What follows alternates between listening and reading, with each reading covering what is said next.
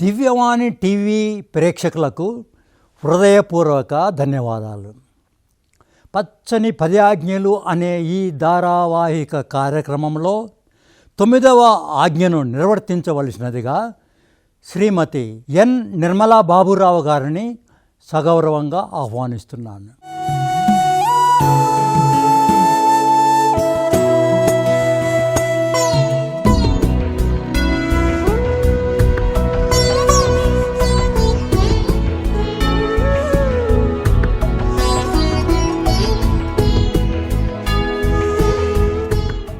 దివ్యవాణి TV ప్రేక్షకులకు నమస్కారాలు. పచ్చని 10 ఆజ్ఞలు అనే ఈ పర్యావరణ సంక్షేమ కార్యక్రమానికి స్వాగతం, సుస్వాగతం. నేటి ఎపిసోడు కర్నూలు పీఠాధిపతి మహాఘనత వహించిన శ్రీ శ్రీ గోరంట్ల జ్వానేశ్ గారు తమ దివ్య ఆశీర్వాదాలతో మనకు సమర్పించినందులకు వారికి హృదయపూర్వక వందనాలు. మనందరి ఉమ్మడి గృహమైన ఈ భూగోళాన్ని తన ప్రేమ కానుకగా మనకు అందించిన సృష్టికర్తను స్తుతిస్తూ సెయింట్ పైస్ ఉన్నత పాఠశాల విద్యార్థులు తమ నృత్యాన్ని ప్రదర్శిస్తారు.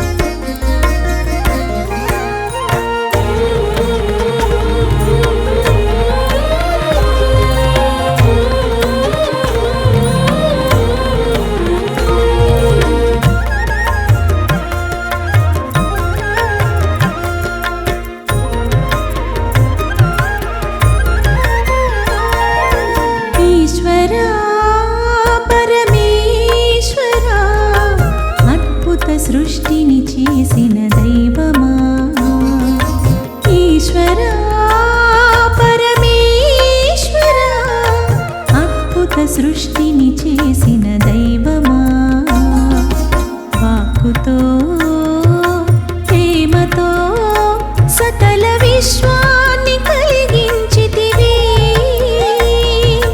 వాక్కుతో ప్రేమతో సకల విశ్వాన్ని కలిగించితివి, సకల జీవుల సంరక్షణను మాకొసగితివి, సకల జీవుల సంరక్షణను మాకొసగితివి.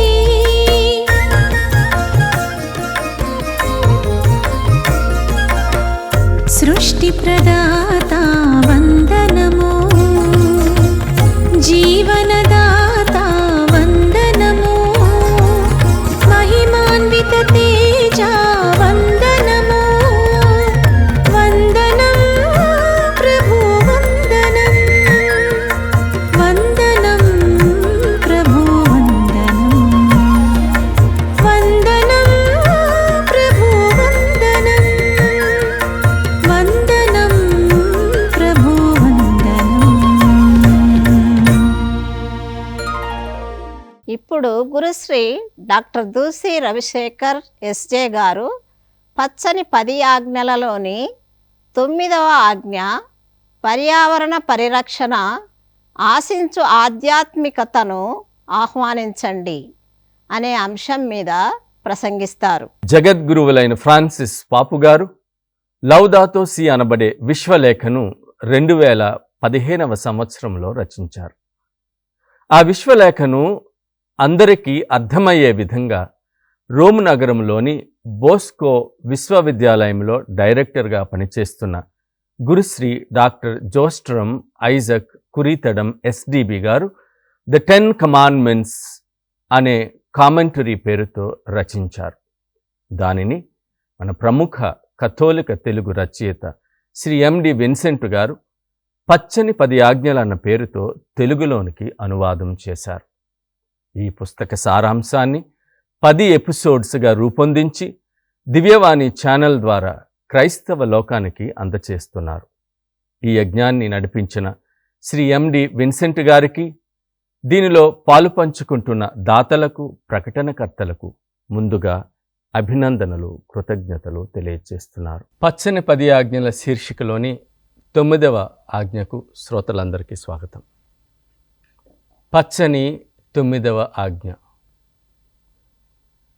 మన ఉమ్మడి నివాస స్థలమైన ఈ ధరణిపై మనం జీవించే విధానంలో సమూలమైన మార్పులు తీసుకురావాలంటే ఫ్రాన్సిస్ పాపు గారు పర్యావరణ విద్యతో పాటు స్వచ్ఛమైన సృష్టి ఆధ్యాత్మికతను కూడా ప్రతిపాదిస్తున్నారు. ఇది దేవుని సమస్త సృష్టి పట్ల గౌరవాన్ని, ప్రేమను ద్విగుణీకృతం చేసే ఆధ్యాత్మికత. ఫ్రాన్సిస్ గారు దీని ప్రాముఖ్యతను ఇలా బోధిస్తున్నారు. మన క్రైస్తవ విశ్వాస ప్రాతిపదిక మీదనే ఈ పర్యావరణ ఆధ్యాత్మికత ఆధారపడి ఉంది అని. మన విశ్వాసానికి, మన ఆలోచన విధానానికి, మన భావోద్వేగాలకు, మన జీవనశైలికి సువార్త ప్రబోధలే పునాదులని మనకు తెలుసు. ఇలా సువార్త ప్రబోధాల స్ఫూర్తితో క్రైస్తవ విశ్వాస వెలుగులో మనం పెంపొందించుకునే ఆధ్యాత్మికత మనలను ఏ విధంగా ప్రేరేపించి మన చుట్టూ ఉన్న ప్రకృతి పర్యావరణాల పరిరక్షణకు అంకితం చేస్తుందో ఇప్పుడు పరిశీలిద్దాం.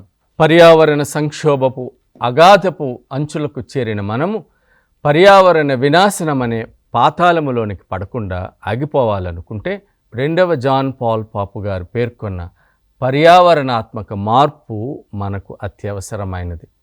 అటువంటి పర్యావరణ మార్పుకు చాలామంది క్రైస్తవులతో పాటు అంకిత భావంతో ప్రార్థించే వారి నుండి కూడా వ్యతిరేకత ఉంటుందని ఫ్రాన్సిస్ పాపు గారు గ్రహించి ఈ విధంగా అంటున్నారు.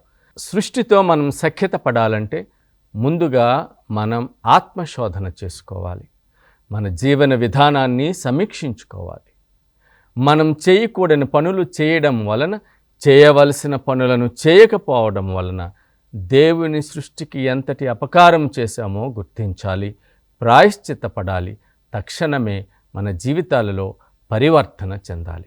పర్యావరణాన్ని మళ్ళీ సరిచేయటం అనేది రీసైక్లింగ్, వనరుల నిర్వహణ లేదా పరిమితులు పెట్టడం ద్వారా కాకుండా పశ్చాత్తాపం మరియు దేవుని వైపు మరలే తీరును బట్టి ఉంటుంది.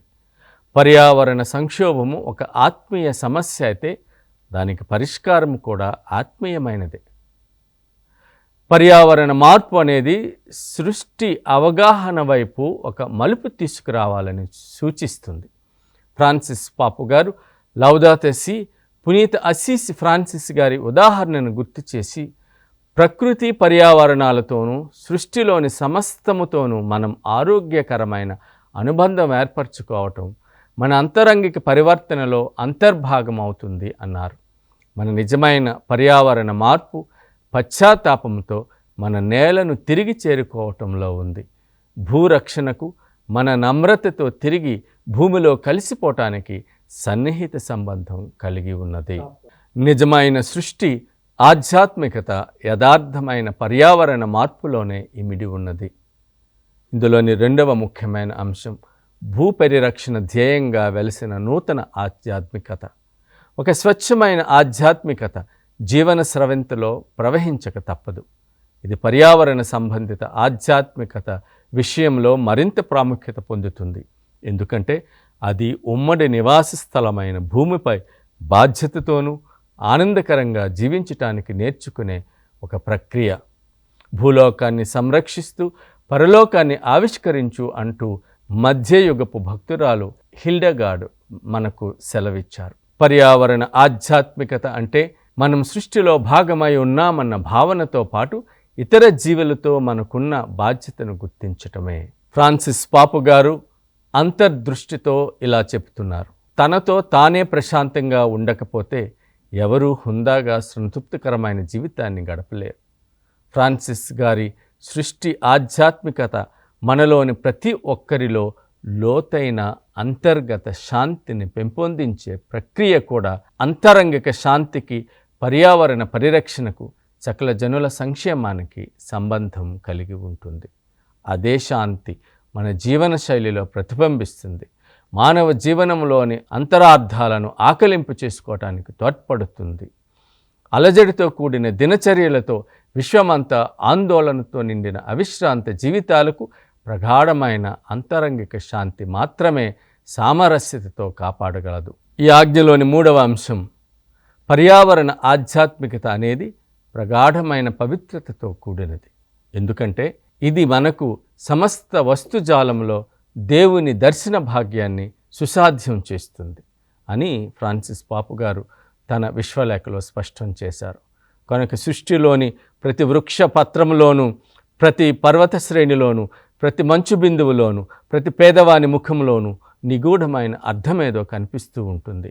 ఫ్రాన్సిస్ గారు పేర్కొన్నట్లుగా దేవునికి చేరువ కావడం అంటే ప్రపంచం నుంచి పలాయనం కావడం కాదు, ప్రకృతిని నిర్లక్ష్యం చేయటం కాదు, సృష్టిలోని వాస్తవిక వస్తువులు దైవ సన్నిధిని కలుగు చేసే సాధనాలుగా మారగల సమర్థతను కలిగి ఉండటం అనే సత్యం.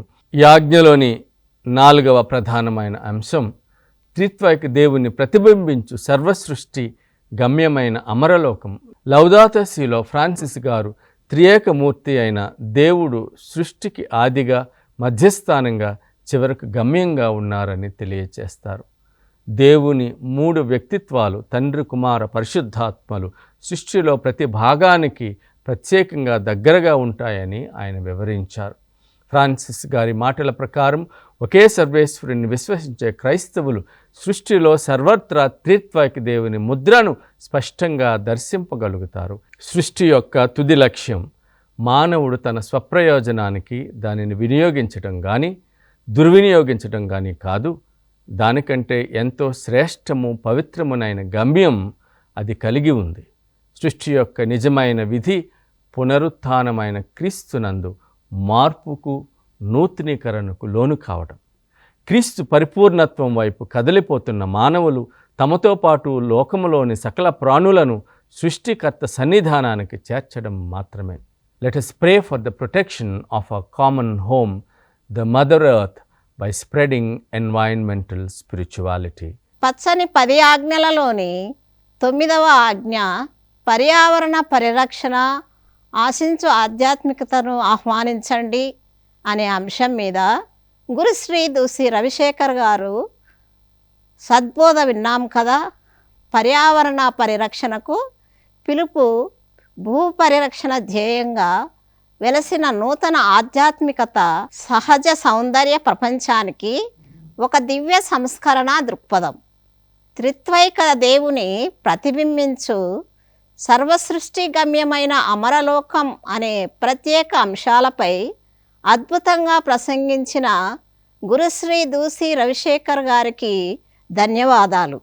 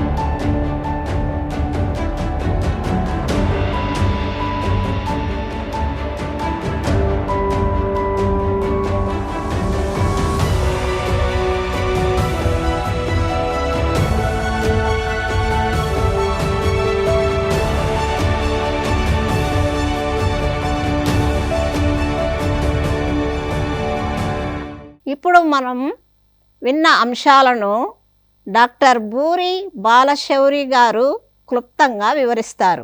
శ్రోతలకు నమస్కారం.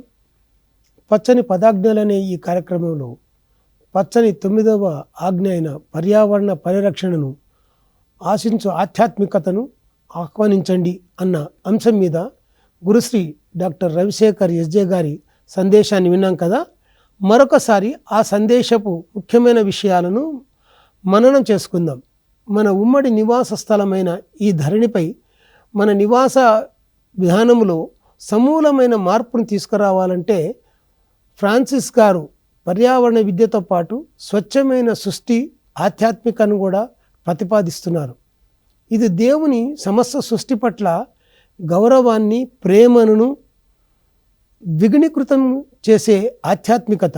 ఇది మొట్టమొదటి ఒక లోతైన పర్యావరణ మార్పుతో ప్రారంభమై సృష్టికర్తకు మరియు మొత్తం సృష్టికి మనం చేసిన తప్పుల పట్ల నిజమైన పశ్చాత్తాపాన్ని కలిగిస్తుంది. సృష్టి ఆధ్యాత్మికత అనేది అధికంగా మనందరి నివాస స్థలమైన ఈ భూమి పట్ల, ఇందులో నివసించే సమస్త జీవుల పట్ల చూపే నిగూఢమైన శ్రద్ధ, సేవా దృక్కోణాల్లో ఉత్పన్నమవుతుంది. మన ప్రకృతి ప్రపంచాన్ని ఒక పవిత్ర స్వరూపంగా దర్శించే దివ్య దృష్టిని అందిస్తుంది. దాని ద్వారా మనం ప్రతి వస్తువులో దేవుని దర్శించగలుగుతాం. పోప్ ఫ్రాన్సిస్ గారు తన విశ్వలేఖలో స్పష్టంగా పేర్కొన్నట్లుగా సృష్టి అంతటా త్రియేక దేవుని ముద్ర ఉంది. ఎందుకంటే ఇది దేవునిచే స్వయంగా చేయబడి దేవుని అనంతమైన ప్రేమచే నిరంతరము మనుగడ సాగిస్తుంది. సృష్టికి ఒక మహత్తరమైన అంత్యకాలిక గమ్యం కూడా ఉంది. అది ఏమిటంటే కాలము పరిపూర్ణమైనప్పుడు క్రీస్తులో పునఃసంకల్పము చెంది ఏకమై పోవడమే. వివరణ విన్నాం కదా. పచ్చని 10 ఆజ్ఞలలోని 9వ ఆజ్ఞ పర్యావరణ పరిరక్షణ, ఆశించు ఆధ్యాత్మికతను ఆహ్వానించండి అనే అంశం మీద సెయింట్ పైస్ ఉన్నత పాఠశాల విద్యార్థులు తమ నృత్యాన్ని ప్రదర్శిస్తారు.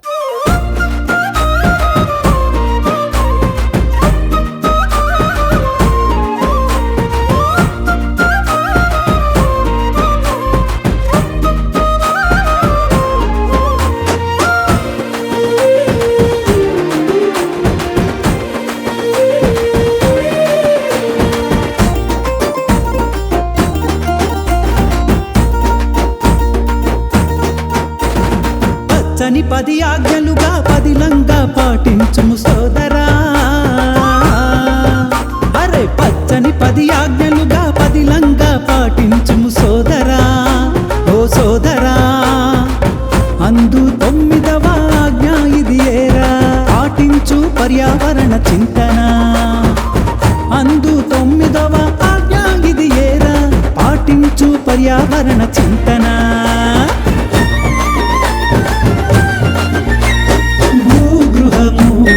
అందరి గృహము ధ్వంసము చేయుట మానుమురా, విధ్వంసము మానుమురా, రక్షణకై శ్రమించరా, పరిరక్షణ చేయుమురా, పరిరక్షణ చేయుమురా, పరిరక్షణ చేయుమురా, పరిరక్షణ చేయుమురా. నేటి ఎపిసోడ్కు తమ దివ్య ఆశీర్వాదాల తోడ్పాటును అందించిన కర్నూలు పీఠాధిపతి, మహాఘనత వహించిన శ్రీ శ్రీ శ్రీ గోరంట్ల జానేస్ గారికి, సందేశాన్ని అందించిన గురుశ్రీ దూసి రవిశేఖర్ ఎస్జే గారికి, డాక్టర్ బుర్రి బాలశౌరి గారికి, తమ విద్యార్థులతో చక్కటి నృత్య ప్రదర్శనను అందించిన saint Ann's catechist sister and principal of saint boys high school Ramnagar పూజ్య సిస్టర్ లిండా గారికి, వారి శిష్యులకు, ఈ సదవకాశాన్ని సాధ్యం చేసిన దివ్యవాణి సిఈఓ గురుశ్రీ లూర్దురాజు ఎస్జే గారికి, ప్రోగ్రామ్ డైరెక్టర్ గురుశ్రీ ప్రశాంత్ గారికి వందనాలు. మరి ముఖ్యంగా తమ ఆర్థిక సహాయంతో అండగా నిలిచిన దాతలందరికీ పేరు పేరున కృతజ్ఞతలు. అతి సుందరమైన ఈ భూలోకం అందరి గృహం. దానిని పదిలంగా కాపాడి ముందు తరాలకు నివాసయోగ్యమైనదిగా అందించేందుకు మనవంతు కృషిని మొదలెడదామా? తిరిగి వచ్చే వారం ఇదే సమయానికి పచ్చని 10వ ఆజ్ఞ గురించి తెలుసుకుందాం. అంతవరకు వీక్షిస్తూనే ఉండండి మీ దివ్యవాణి టీవీ. భూలోకంలో భాగస్థులయ్యారు, ఈ లోకాన్ని మానవ నేత్రాలతో దర్శించి మన్నించగలిగారు. మీ పునరుత్థాన మహిమ ద్వారా మీరు ఈనాడు ప్రతి ప్రాణిలోనూ జీవించుచున్నారు. ప్రభువు మీకే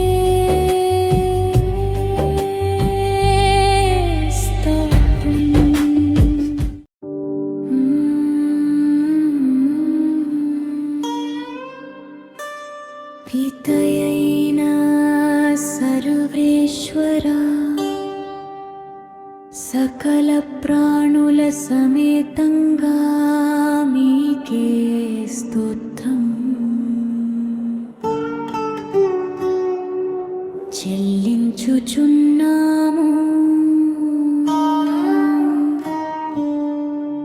లోకంలోని సమస్తము మీ